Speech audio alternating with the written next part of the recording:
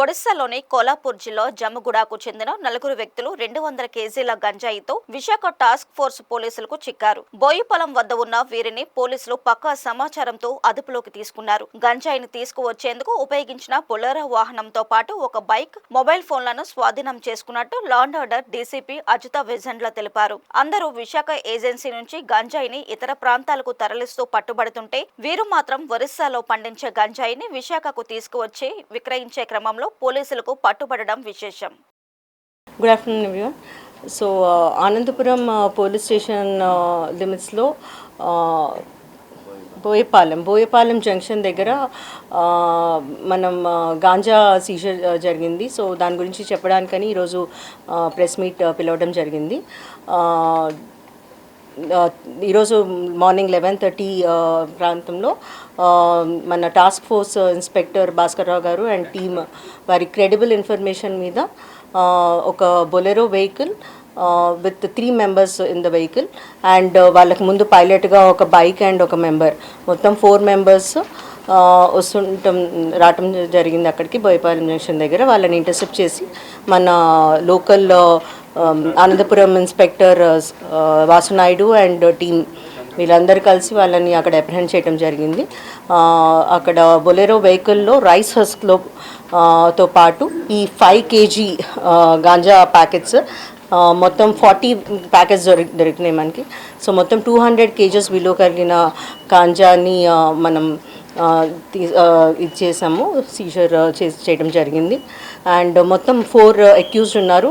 అందరూ Padua village Koraput డిస్ట్రిక్ట్కి చెందిన వాళ్ళు.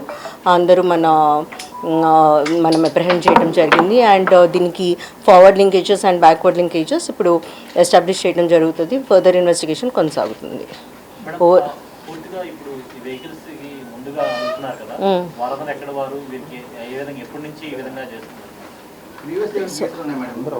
వీళ్ళ మీద ప్రస్తుతం అయితే ఇంకా ఏమి కేసెస్ లేవు, చెక్ చేసాం మనం. ఫర్దర్ ఇన్వెస్టిగేషన్ చేస్తున్నాం. పాడువా విలేజ్ నుండి వస్తుంది, విశాఖపట్నం సిటీలోనే అమ్మడానికని తీసుకురావడం జరుగుతుంది అని తెలిసింది.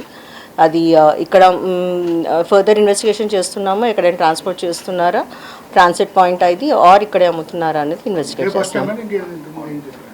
వీళ్ళందరిది ఫస్ట్ టైం ఇది. ఇంకా యాజ్ ఆఫ్ నా forward linkages, backward linkages establish చేయడం జరగలేదండి. ఈ మధ్య కాలంలో గంజాయి అనేది అంత ఎక్కువగా అక్కడ దొరికిన దాఖలాలు 200 kgs దొరకడం తప్ప కానీ ఎందుకు మిస్ అవుతుందా మన దగ్గర నుంచి, ఇలా వెళ్ళిపోతుందా, ఏమైనా లింక్స్ ఏమైనా తెలుసు? అంటే మనం చెక్ పోస్ట్ అన్ని చోట్ల ఎస్టాబ్లిష్ చేయడం జరిగిందండి. All district inter district borders దగ్గర మన చెక్ పోస్ట్ ఉంటున్నాయి అండ్ వర్కింగ్ బీట్స్ కూడా ఉంటున్నాయి. సో ఎఫెక్టివ్గా వీఆర్ వర్కింగ్. సో వీలైనంత వరకు అన్నీ మనం డిటెక్ట్ చేసి ఇంటర్సెప్ట్ చేయడం జరుగుతుంది.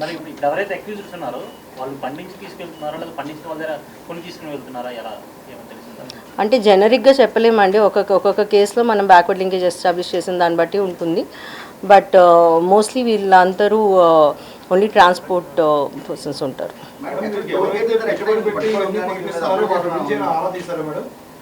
సారీ, ఏవైతే కొనుగోలు చేయడానికి పెట్టుబడి, ఏదైతే ముడి పదార్థం ఈ పదార్థం కొనడానికి సంబంధించి పెట్టుబడి పెట్టే వ్యక్తులు ఎవరైనా ఉన్నారా, దాని మీద ఆరా తీసే అవకాశాలు ఉన్నాయి? సో మనం ఫర్దర్ ఇన్వెస్టిగేషన్లో అవన్నీ ఎస్టాబ్లిష్ చేయడానికని జరుగుతుంది.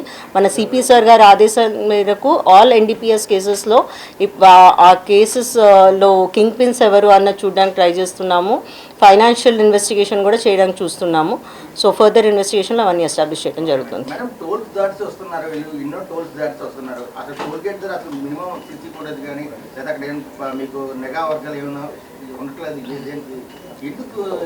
ఉండట్లేదు అనేది లేదండి, that is not true. All inter district and inter state borders అన్నిట్లోనూ ఎనఫ్ సీసీటీవీ కవరేజ్ ఉంది అండ్ చెక్ పాయింట్స్ కూడా ఉన్నాయి. సో అవి చేస్తున్నారు. ఇట్ ఈస్ యాజ్ మీ అందరికీ కూడా తెలిసినట్టు వేరే వేరే రకాలుగా దాచుకొని తీసుకొస్తున్నారు కాబట్టి, అండ్ హైవేస్ మీద ప్రతి వెహికల్ కూడా చెక్ చేయడం ఈజ్ నాట్ పాసిబుల్. బట్ వీళ్ళైనంత అన్నీ చేస్తున్నారు and we will mostly information బేస్డే మనకి ఎక్కువగా హిట్ అవుతుంది. సో అట్లాంటప్పుడు ఇంటర్సెప్ట్ చేయడానికి ఈజీగా అవుతుంది.